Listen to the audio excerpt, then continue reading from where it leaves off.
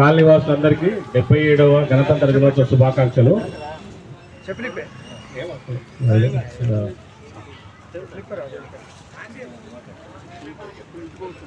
ఇక్కడికి విచ్చేసిన కాలనీ వాసులందరికీ, మాజీ సైనికులందరికీ 77వ గణతంత్ర దినోత్సవ శుభాకాంక్షలు. మనము రాజ్యాంగం అమల్లోకి వచ్చి 77 సంవత్సరాలు చాలా సంతోషకరంగా ఉంది. అన్ని రకాలుగా వీరందరికీ కూడా శుభాకాంక్షలు తెలియజేస్తున్నాను. Thank you.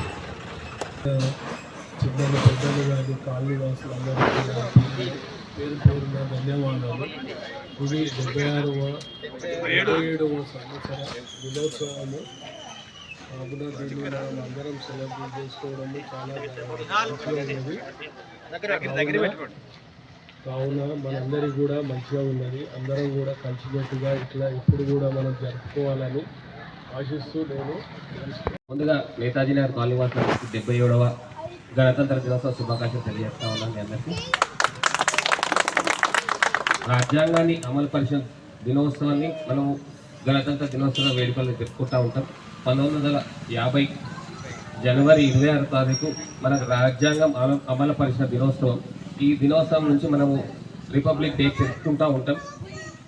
నేను ఏమంటున్నా అంటే రాజ్యాంగం రిపబ్లిక్ డే అంటే గణతంత్ర రాజ్యాంగం అంటే వారసత్వ రాజకీయం వద్దు, ఎన్నుకోబడిన రాజకీయ నాయకుడే ప్రజల్లో ఉండాలని చెప్పేసి ఆ రోజు ఖచ్చితంగా 2 సంవత్సరాలు రాసిరు మన రాజ్యాంగం.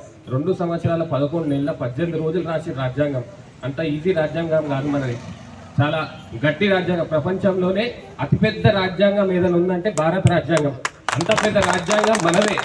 కానీ ఈ మధ్యలో కొంతమంది నీచులు నికృష్టంగా మన రాజకీయాల కోసం మన రాజ్యాంగాన్ని కించపరుస్తూ అవమానపరుస్తూ రాజ్యాంగాన్ని తీసేయాలని చూస్తూ ఉన్నారు. అలాంటి నాయకులకు నేను ఒకటే హెచ్చరిస్తా ఉన్నా, రాజ్యాంగం జోలికి వస్తే బాగుండదు బిడ్డ. రాజ్యాంగం అంటే మీలాగా చిల్లర చేసిన రాజ్యాంగం కాదు. ఎంతో ఆలోచన చేసి 2 సంవత్సరాల 11 రోజులు 18 రోజులు రాసిన రాజ్యాంగం ఇది. ఇలాంటి రాజ్యాంగం తీసేస్తామంటే ఊకోం బిడ్డ. ఇలాంటి రాజ్యాంగం జోలికి వస్తే బాగుండదని చెప్పి హెచ్చరిస్తూ మీ అందరికీ ధన్యవాదాలు చెప్తాం.